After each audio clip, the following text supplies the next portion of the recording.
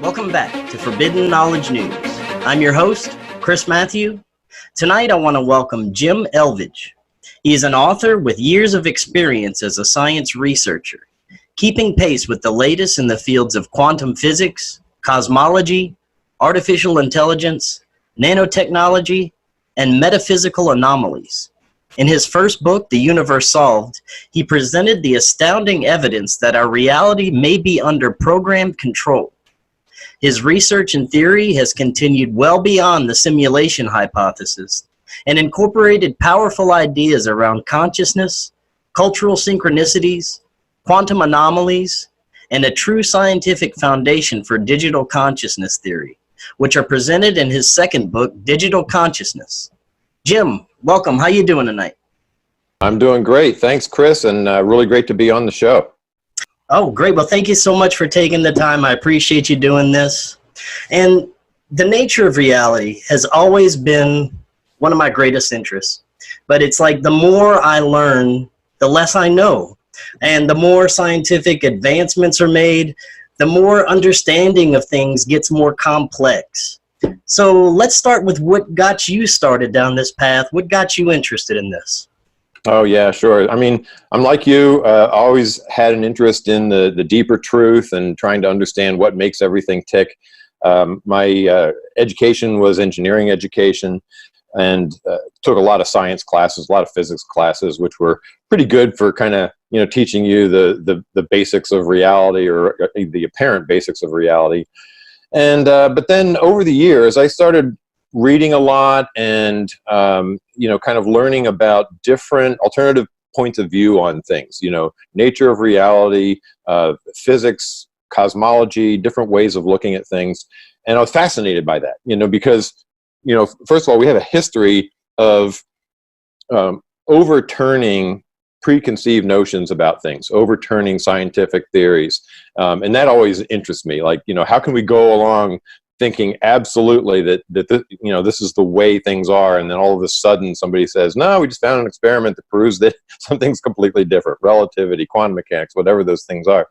So I've always been interested in that, and as I did more and more research, I guess I opened my mind more to different ways of looking at reality, paranormal, metaphysical stuff that I would have dismissed in the past, and started experiencing some things too, which confirmed some of these ideas. In about 2006, I was going to write a book about Einstein, because it was the 100-year anniversary of special relativity theory.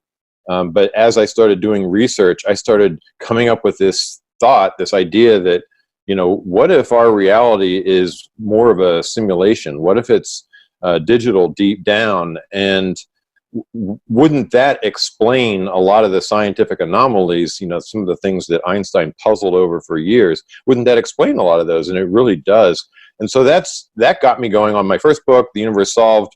10 years later, there has been a lot of additional thinking in this field, in this area, a lot of experiments, and it definitely needed a new book. So Digital Consciousness is the one that I came out with last year. And so that kind of brings things up to date, and also presents, I think, the ideas that we'll talk about tonight in a little bit more of a scientific way, but also shows them with a visual model that helps make people understand what some of these ideas are all about. Very good. So let's start with a big question. Is our reality just a matter of ones and zeros? And if so, how would you describe consciousness? Yeah, so that's the ultimate question, I think. And interestingly enough, there have been competitions in the science world about whether our reality is digital all the way down, or whether it's continuous or analog all the way down. And there's no obvious conclusion at least from that field. People have put forth different arguments for both sides of the argument. And certainly the idea of quantum mechanics, quantum comes from the word quanta, which means a discrete amount of energy or discrete amount of something. And originally it had to do with discrete energy levels, discrete this and that, and many scientists postulated that it really even meant discrete space, discrete time. And so you're talking about a digital construct there. I tend to believe that. And I think the evidence, if you kind of step back from the, kind of pure physics experiments and look at philosophy, physics, cosmology, some of the, experiments that are happening in the world in other fields, you kind of come to that conclusion. So to me, yeah, deep down, it is ones and zeros.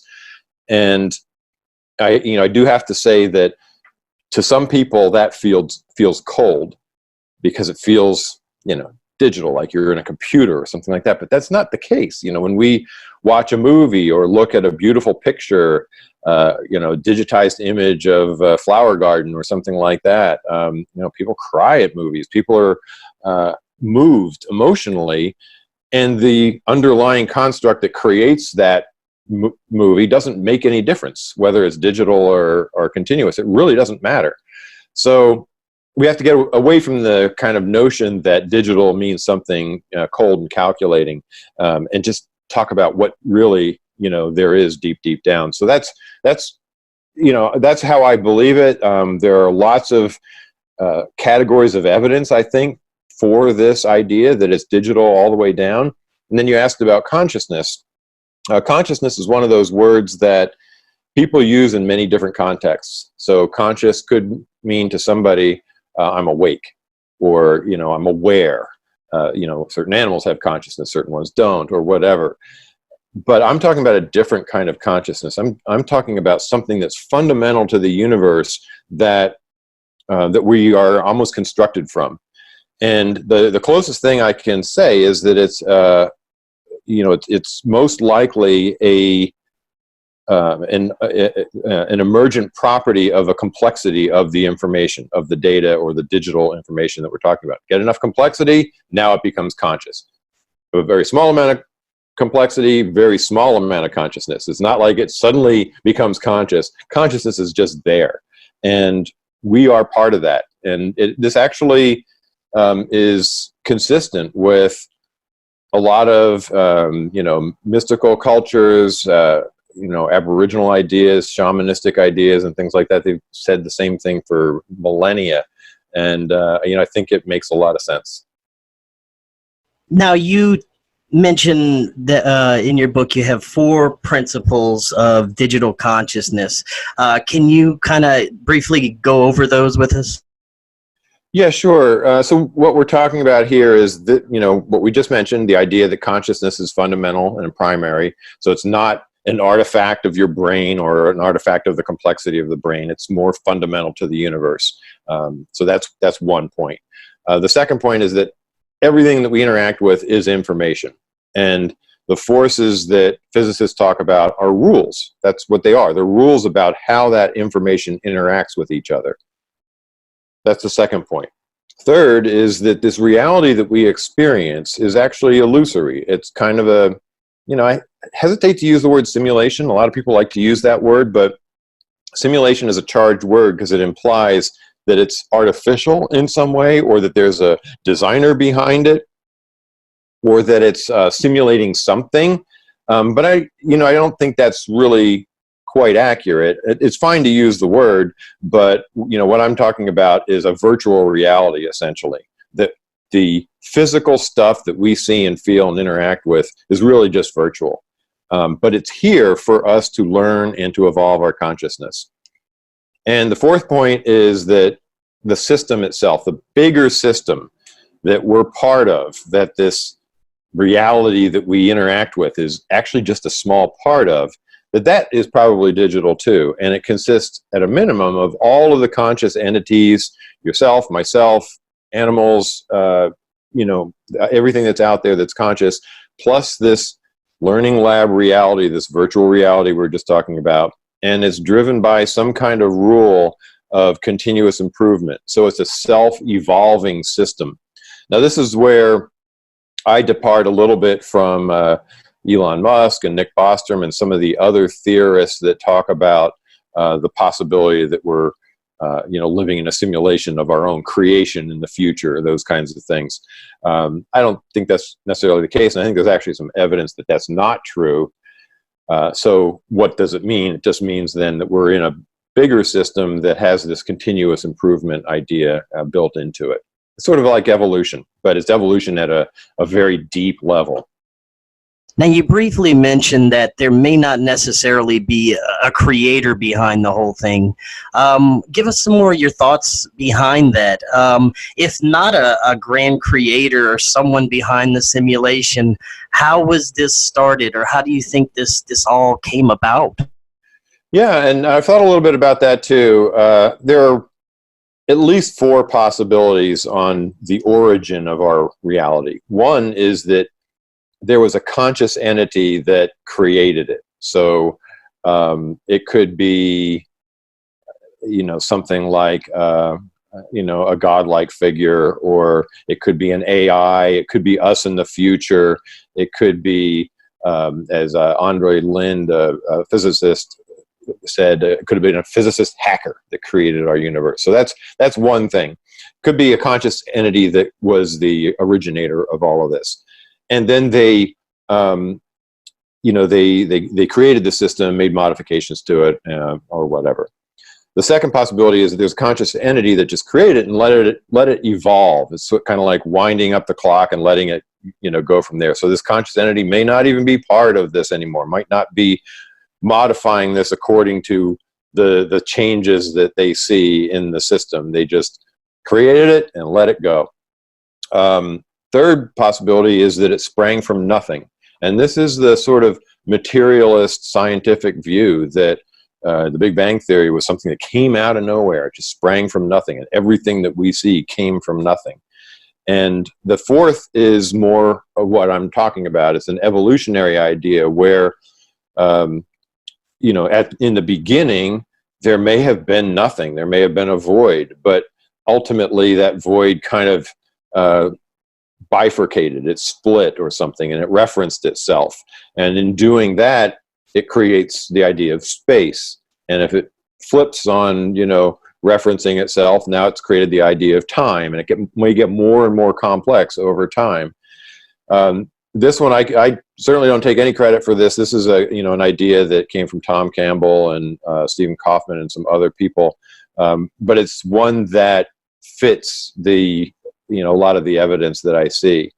So in that case, it's an evolutionary process, and it didn't really have a creator. It started itself, and it follows basically a rule of evolution or a fundamental improvement, and it just keeps evolving from there. So that's the fourth one, and the one that I tend to buy into more. The first two are, you got some specific God-like creator out there, and the third one is the scientific, spring from nothing point of view. And we can talk about why those don't make sense, but it's the fourth one that makes sense to me. Very good. And you had briefly touched on how the ancients might have had a better understanding of the nature of our reality. How much of an understanding do you think some of our ancient civilizations had about what's going on? Well, the thing that's interesting is that when you look at the theories and the written word from some of these ancient civilizations, that they are very common. They talk about we're all connected, that there's a God that's the source of everything, that life is a simulation of sorts, kind of like a virtual reality. Maya, for example, it's an ancient Sanskrit word that means illusion. It's a central theme in Hinduism and Sikhism. So these ideas, and the idea that when we die, we go to a different place and we reincarnate and we plan our next life. Those kinds of ideas are in so many different cultures. So these are ancient ideas, and you have to ask, well, why do all of these cultures have a similar set of ideas? And one real possibility is that they have had mystical experiences. The mystical experiences are when you have a real connection to a deeper reality. And if, Siberians and Indians and Aboriginal Australians and African tribes and Native American tribes all have a mystical experience and all connect into this deeper reality, they're going to come up with the same results. And so that seems to be what happened. I think that's actually interesting and good evidence for the likelihood that they were right, and that it's a common truth. Even in today's world, people have these mystical experiences. There are cases where people just escape from reality in a way, and I don't mean in a hallucinogenic way with drugs or something like that. I mean through meditation or ritualistic drumming, or just plain, it could just happen to people. I've known people this has happened to. I've read about astronauts and scientists and doctors that this has happened to. And when it does happen, they also connect to this deeper reality and have the same discoveries. And it's not that they have them because they knew about the Upanishads or something. They may not have even known about that, but they just have this same discovery. And I think that shows that there's a deeper truth that's just common among all people across all cultures and all time who experience this, deeper reality. Do you think certain psychedelics allow us to tap into these areas of reality? Yeah, I think they do, and it's actually an interesting question. Like I've known some philosophers about these ideas who say that when you take a psychedelic, you're kind of jumping over a whole lot of learning that you should attain through a more normal means. I don't know if that's necessarily true. I mean, I think of it like, let's say I'm a child playing Little League, and I go up against a big league pitcher and he throws a fastball. I'm probably not going to hit it, but every once in a while I might connect, and I've just jumped over the whole learning process of getting to that point as an athlete. But I have still gotten an experience out of it. So I think, yes, you can get some valid experiences out of these things. I think that was part of shamanistic cultures. And, but I think there's another way too. I think through meditation is actually a great way to connect with these things. And some people happen to be gifted at it, and some people aren't. If you're gifted at it, I've known some people who are they could just drop into a state where they're, connected in this way, and that's really cool. I've had a little bit of experience there, but not a whole lot. So I think it's tough to do. Now, how do we look at the afterlife when we're looking at it in this way, and how does reincarnation, does that play into this? Yeah, and what I'd like to do here, Chris, if I may, is just kind of go back a little bit to the visual model of the reality. So if you imagine a big cloud, and I'm going to call this cloud all that there is. Some people might call it God, but it's the cloud of everything, and all it is information. That cloud is broken into little pieces. So there's subclouds within that cloud, and that's your soul and my soul, and that's where our consciousness resides. We call it an individuated consciousness. So they're all part of that. And this makes some sense when you hear things like we're all connected together, because we are all part of that big cloud. It also makes sense when you say, well, I have an individuated personality, because we're a subset of that big cloud. So we're both connected to the whole, which is everything, which is God, and we're also individuated. And then over here, there's another kind of cloud or some kind of construct, which is the virtual reality that we live in. So what we do is when we start a life, we connect to that. And now it's just like playing a video game, or it's analogous to playing a video game. You put on your goggles, like a virtual reality game, or whatever technology you have that allows you to experience this virtual reality. You put that on, and now you're immersed in a different world. So in the same way, our consciousness connects to this cloud that I call the Reality Learning Lab, which is what we think of as our physical world. When we're done with that, when we die, when we exit the game, so to speak, now we're back into the deeper reality. We're back into all that there is, and that's where we interact with other entities, and we maybe create an idea for our next life, and that next life may help us learn to be more patient, or learn compassion, or whatever the next learning is that we feel we need to evolve our consciousness. And then we connect again, and now we're playing another round. So that seems to be what's happening. What's the evidence for this, you might ask? Which is a great question. Is this all theoretical? Well, when you get into what science really is, one aspect of science is the idea of anecdotal information. Psychology interviews people. They take information from people. They ask them questions.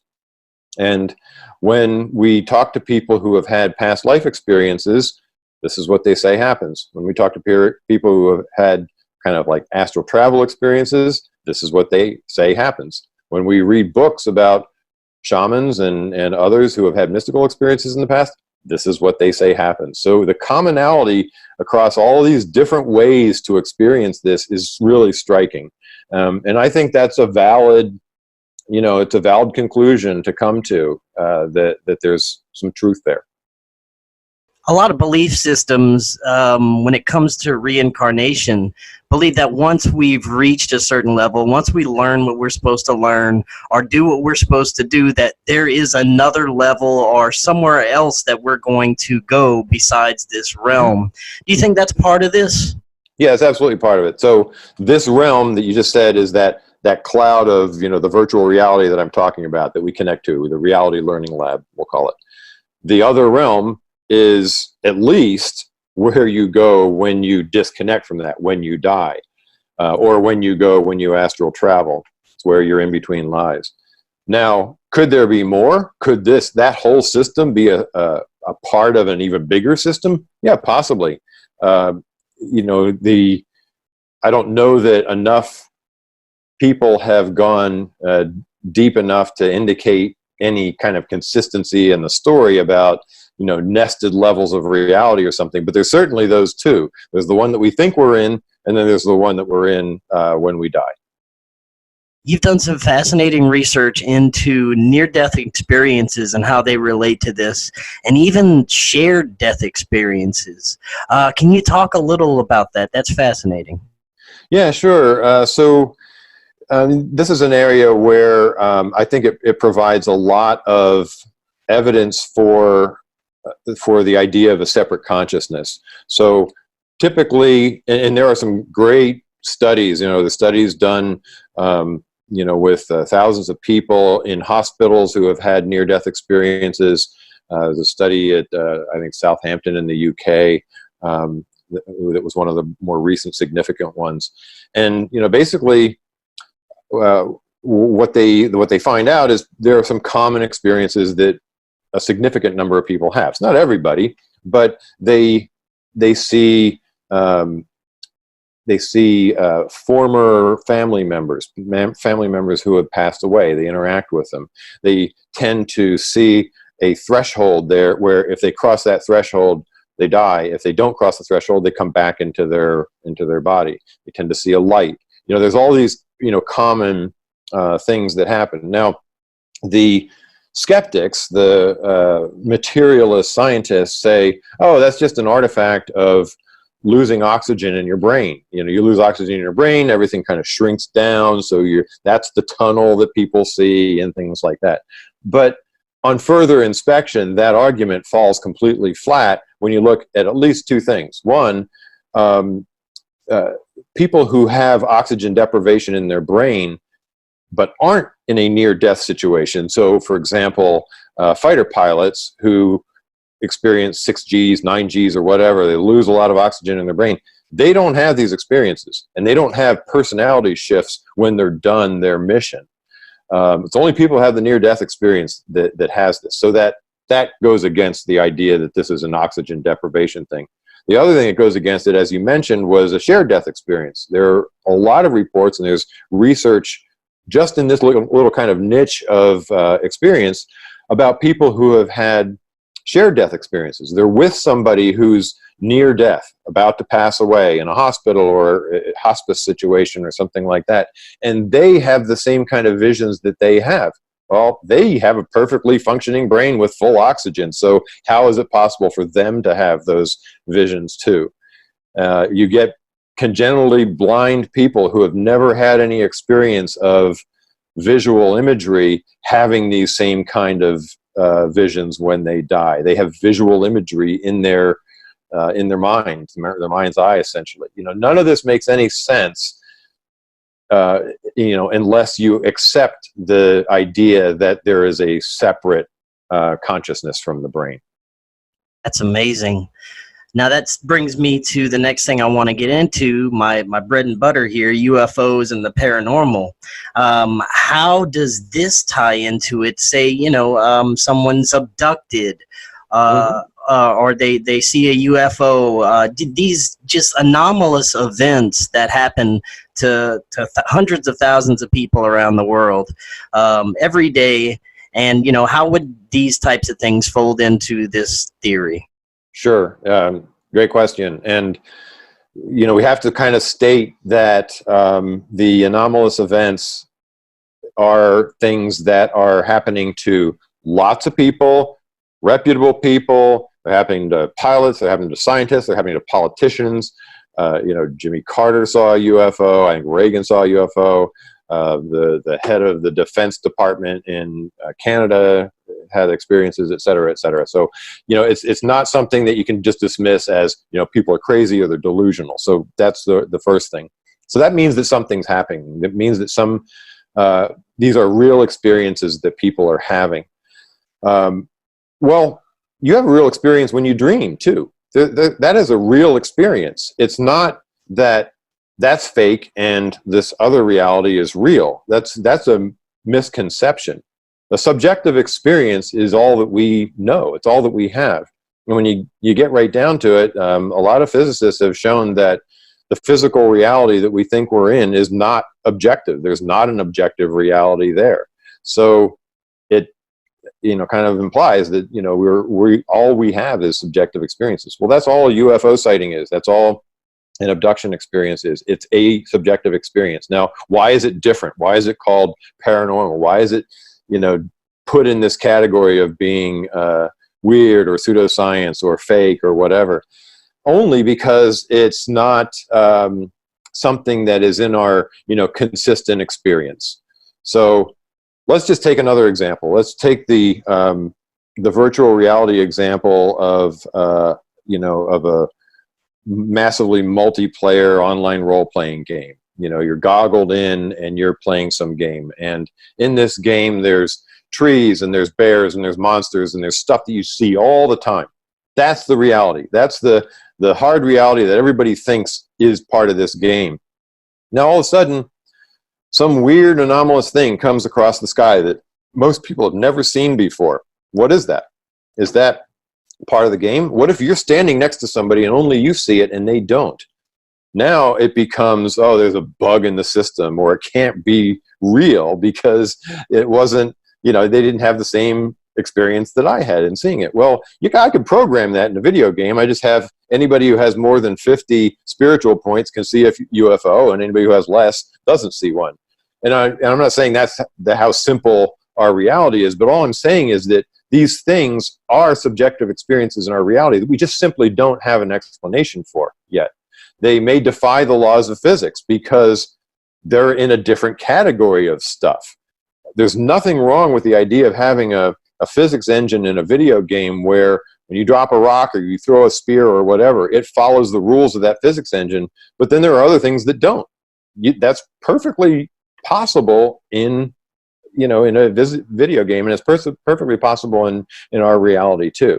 So, thinking that it's something, mystical is not accurate. Thinking that it's beings from one of those planets, attached to a star that we see in some galaxy way out there when we look through a telescope, I don't think that makes a whole lot of sense either. I think it's just a subjective experience in our virtual reality. We're already living in a virtual reality. This is just another experience that people have. Same with paranormal. So what is precognition. Well, precognition could be the idea that, you know, if this whole big thing is a simulation of sorts, that it's possible to allow it to run forward, or, you know, move ahead in the program and see where things are at, and let people do that every once in a while so they get this little sense of something that's coming, and then they know what's coming.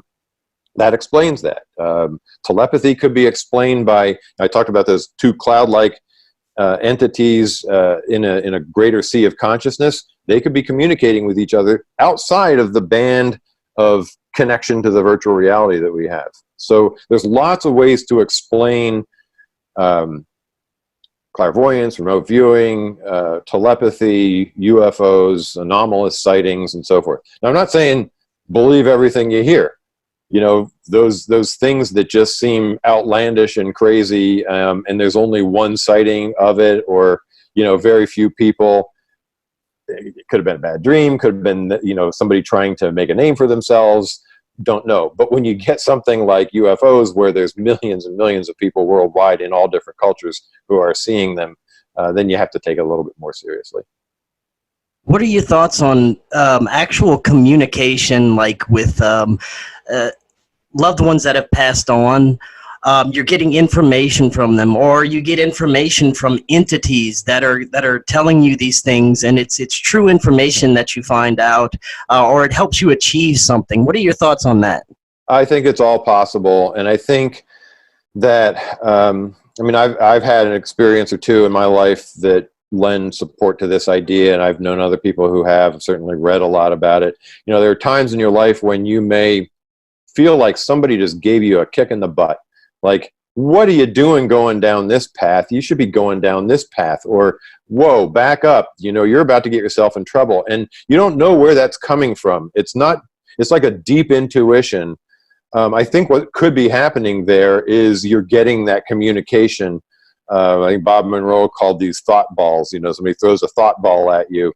It was just his way of expressing it. But it could be a out-of-band communication from that other entity. Now, our relatives, people who have passed away, they're not gone forever. Their consciousness is out there. They may be incarnating, you know, differently in another, you know, another life, you know, in the reality, but they're still out there, and so they could theoretically, you know, connect with you. And the mechanisms for doing that, if everything is made of information, everything's made of data, all it is modulating data that is coming into your senses. It's not hard to imagine how this could work.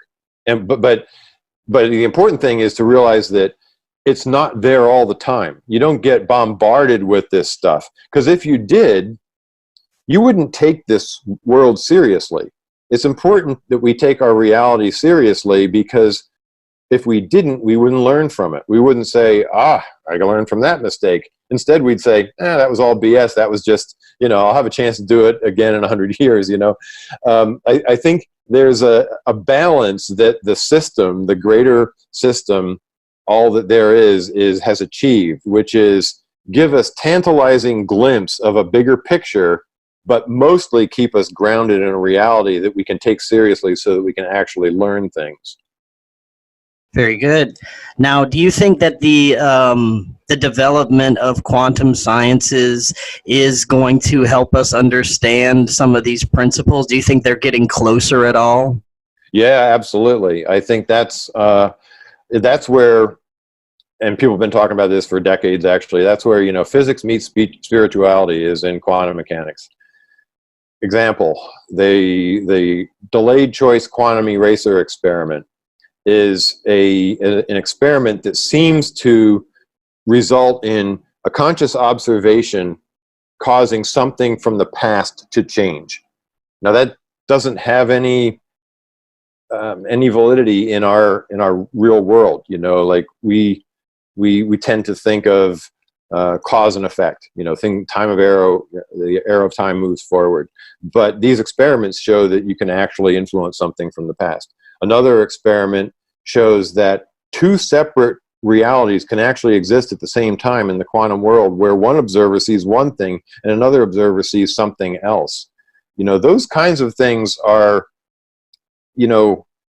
not, again, that's indicating that our reality is soft. And if our reality is soft, then that means that it's not objective, it's not made of little billiard balls of matter, and it's something different. And once you get down to the micro level, things dramatically start to change, right? Oh yeah, and the quantum effects occur at all levels, but it's easy to see them at the quantum level, at the very small level. So, things like a transistor. A transistor is actually a quantum effect.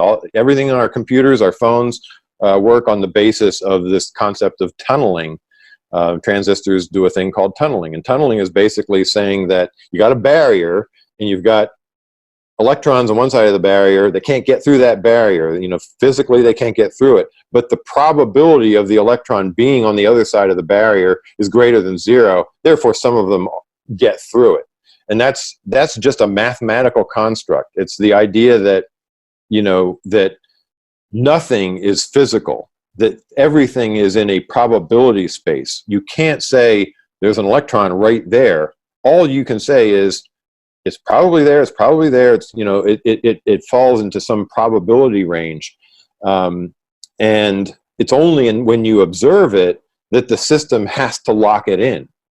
It's kind of like, going back to the video game analogy, imagine if you come across a building in a video game, a virtual reality game, and you can't get into that building. Well, does the designer have to design the inside of that building? No. It would be a waste of computational cycles to create the inside of that building if nobody can ever get inside of it. But now somebody finds a key, opens the door, and walks in. Now it has to be created. And so now that's effectively the collapse of the wave function in quantum mechanical terms. We now need to create a reality because the experiment requires it. The experiment being, I found a key and opened the door. So now the system has to design the inside of that thing. Otherwise, it would be wasteful too. So imagine inside your cup of coffee, the exact position of every single particle and the exact spin of it and all that. You don't need to know that for anything. You don't need to know that to know how the coffee tastes or how it smells or how hot it is. But once you isolate one of those things, now you do have to know it. But the point is, all the rest of it can be in this probability space. So that's where, quantum mechanics is really showing that the world is informational, that it's imprecise, that it's imperfect, that it's probabilistic. And by the way, I can create probabilities easily in a computational model. You get a random number generator and say, if it's between the number that comes out of it, the program is between 10 and 20, then, it's here. If it's between 0 and 10, it's here, or whatever. That's all, you can all program that. So these constructs, these things like entanglement and quantum Zeno effect and delayed choice quantum eraser, all of these have full explanations if you think of the world in terms of information that can be programmatic, or will have rules that can define those things. Something really interesting that you mentioned is the fact that what one person sees, the other person could see completely differently. Example, somebody witnesses like a stick up, and one person sees he has a gun, the other person sees that he has a knife. Talk a little bit about that. I find that fascinating too. Yeah, I mean, even just at the macroscopic level, from a psychology standpoint, they've shown that people's memories are completely fallible. I remember a professor of communications that I had when I went to school told us this story where, and this is a long time ago, that they probably wouldn't do anything like this today, but he wanted to demonstrate this. So he had somebody come into the class, brandishing a gun that had blanks in it. And the guy, yelled at him, "You've been having an affair with my wife," and, shot the professor, and he fell down. And then the students were about ready to just run out of the room. But then he stood up and said, "Hey, wait a minute, it was just an experiment. Everybody sit down." And then he asked them all to describe what they experienced. And some people said, well, the professor shot first. Some people said the other guy shot first. Some people miscounted the number of shots. Some people said nobody had a gun. You know, like you know, when you get excited in an excited state, your memory tends to go to crap. So that's just one thing. Our memories are fallible, and when you think about what a memory is, you know, again, just looking at the model of our brain, but that is also virtual. We're taking information in and we're making connections to synapses and so forth. And when we remember something, we're not remembering the original event. What we're remembering is the last time that we pulled that event out of our memory. So if you've ever played that game, Whisper Down the Lane, that little kids do, every time you pull the memory out, it changes a little bit, or it can change depending on where you are, what your context is, how you're feeling that day. So that's why memories are often very, very different between people. Now, that's one thing. So that's the psychological aspect and sort of the human nature aspect of it. But you could kind of go deeper and say, does everybody really experience everything the same way, you know, deep down? And the answer there is no, too, because you have different eyes, you have different sensors, you have a different visual cortex than you do. You know, the processes that our mind goes through to comprehend things and to build this world, this reality that we think we're in, is multi-layered. And every one of those layers is different in every person. So you may see blue differently than I do. You may, you know, hear noises differently than I do. So your experience is going to be different.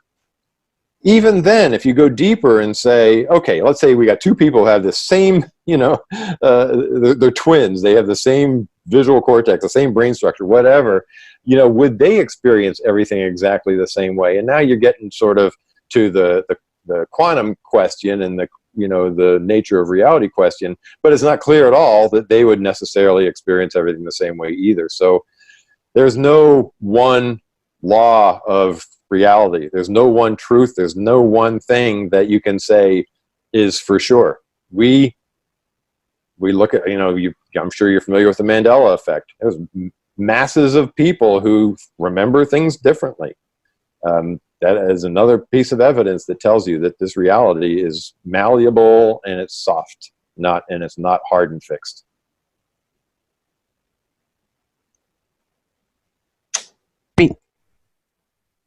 Can you hear me? Yeah, chopped out a little bit there. Okay. Now that being said, do you think on any levels that we create or manifest our own reality just by our intentions in any way? For sure. It wouldn't be the case. It wouldn't even make sense that might happen if the world is the way the material scientists and the skeptics describe it, that it's just fixed and deterministic, and, you know, these particles are following, you know, laws of physics that are immutable and that can't be changed. It, you know, it wouldn't make much sense. But the fact that it is soft, and we've talked about many categories of evidence about how soft it is, if it's information, that means you can change that information. Your consciousness is out there. Your consciousness can interact with this information. There's no reason why it can't modify it. Your consciousness, all it is information. So that's what it's doing. Now, I think there's, you know, levels of influence that you can. Obviously, you can't say, I want to win the lottery tomorrow, or I want the stock market to go up, or whatever. You know, first of all, there's another billion people out there that might want the stock market to go down, and you can't all have the same thing, you know, happen, right? But I think the evidence shows that the further away something is, the more you can influence it. So, for example, if I want to improve my life 3 months from now, I can probably do that through intent. If I want to improve my life the same amount tomorrow, I probably can't do that. You know, it's much more difficult to do it. Or the idea of you know, doing something very specific versus something that is kind of spread out. So let's say it's I have a chronic allergy. You know, if I wanted to say, I want that chronic allergy to go away immediately, it's probably not going to happen. But if I were to say, I want that to reduce, or I want, instead of being allergic to, all stone fruits, I just want to be allergic to peaches. You know what I mean? If you soften it a little bit, I think it's more likely to happen. And I think the experiments bear this out. The placebo effect and those power of positive thinking and those things, those kinds of experiments actually really do work. But they tend to work more when there's lots of different possibilities to result in the change that you want it to result in. If there's only one way for it to happen, it's much more difficult. But there are lots of different possibilities. And the reason is, I think, because, if I need one specific thing to happen in order to make the change I want to happen, but somebody else needs the opposite to happen, we can't both get our way. But if I can find some way that fits in with all the rest of the conscious entities and doesn't disrupt their intent, then that's much more likely to happen. And that seems to be the kind of thing that we see. Now, when it comes to these cyclical cataclysms that occur every however many thousands of years, it makes me think of, like, if this is some sort of simulation or virtual reality, that it's like a reset button that's being hit. You ever had any thoughts on that? Yeah, definitely thought about it. I don't know. Honestly, to be honest, I don't have a inclination one way or another about that. I tend to think of things in terms of likelihood and statistics and probability and so forth. And, I can't tell whether that would represent, a reset, or whether it's just a course of natural evolution with these, starts and stops kind of thing. Do you agree with some of like Elon Musk and some of these other researchers, that the development of AI poses a danger for the human race? For sure. I think a lot of our technologies do. Certainly, nuclear technology, we know what kind of danger that poses. Nanotech, if you're familiar with the concept of gray goo, designing something that can just consume everything, that's dangerous. Genetic manipulation could be dangerous, and AI could certainly be dangerous. I think that what seems to happen is that we always seem to have an edge over the apocalyptic scenario. And I think that by itself is actually a little bit of evidence for the fact that there's a greater system in here that is has some feedback mechanisms in it that keep things kind of even. So we don't go off the rails too often. Why don't we go off the rails? You would think statistically that might happen once in a while. Like if you were to create a video game that allows anything to happen, sometimes, people will band together and destroy the rest of the game, or destroy everybody else in the game, and then that's not a good thing. But the system, the programmers there would have to, put in place some mechanisms to prevent that from happening once they realize that's going to happen. That seems to happen automatically for us. So, we have had these periods in our history where we thought, we were on an apocalyptic path. Even the Industrial Revolution was one. A lot of people thought, this is the end of the world. Or the population explosion in the 70s. Certainly nuclear Armageddon in 1962. We were 2 minutes to midnight on the doomsday clock. We thought it was inevitable that we were going to destroy ourselves. We think the same thing now about global warming and the AI apocalypse. I happen to think that something's going to save us. The thing that'll probably save us from global warming might be nanotech. AI, it's a little hard to say. Maybe it's that one's a little bit harder to say, I guess. But I do feel like that is a dangerous area. And when you look back, even 20 or 30 years at the technology back then, I mean, if you were to take a person then and put them where we are now, they wouldn't believe some of the things that they see around us. And I imagine what it's going to be like 20, 30 years from now, the way we look at reality could completely be different by then? Sure. Yeah. And, frankly, we're not really good at looking very far into the future. There are a lot of futurists out there, and, some of them are good at 5 years, some of them are good at 20 years maybe, but hardly any of them are very good at 50 years. And that's not very much time. I've seen things that, well, if we go back 50 years, we were supposed to have jetpacks and, robots that did all our work for us, and, flying cars and all those kind of things. And none of that's really come to fruition. But the internet came to fruition, and that was not even foreseen by anybody, or very few people anyway. So, yeah, our view of reality is never too accurate. It's obviously more accurate in a shorter time frame. I'll have to acknowledge that, my view of all of this stuff that we're talking about tonight is based on, my lens of reality today. And it could be very different 50 years from now. But I do feel like there's some real key elements of truth in this, because they've stood the test of time. They've been the same elements of truth that have been around for thousands of years. And lately, the past few years, I have noticed a lot of people kind of awakening, being more curious about their reality, asking more questions than in the past. Do you see this same trend, and do you think this is something that would continue in the future?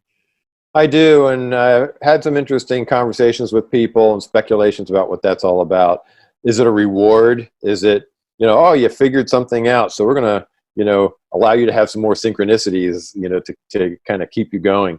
Or is it just that idea of making your reality? You have the intent now. You don't fear it anymore.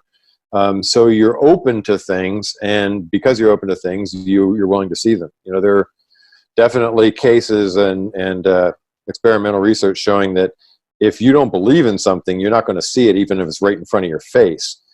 So that's probably part of it. And so I think the fact that we discuss this, that we have programs like yours, podcasts, books like mine, TV shows that make people think about different things is causing a bit of an awakening and an opening to new ideas, for sure. Any ideas on another book in the future? Nothing in the works right now. I have thought about one idea, but I have a day job too, so that keeps me pretty busy. So writing a book, since that's not my full-time job as an author, I can't come out with one a year. And I don't want to do it just for the sake of coming out with a book. I don't want to do it when I have something that I think is really neat and interesting to people. So nothing immediate in the works. Some ideas kicking around in my head. Well, I want to thank you again for joining us tonight. And your website is theuniversesolved.com, right? Yep, theuniversesolved.com. Have a Facebook page also. There's a forum on the website where people interact and talk about a lot of these ideas. And of course, you can do that on the Facebook page too. I have a Twitter account, but I don't use that one too much. But those other ones are the main areas. Awesome. Well, that was fantastic information, and I'll definitely have to have you back on, because there's a lot more questions that I had that we didn't get to. I'd be happy to, Chris. It was a good discussion, and look forward to being on again. All right. Well, you have a good night. Thanks again. Thank you very much. Bye-bye.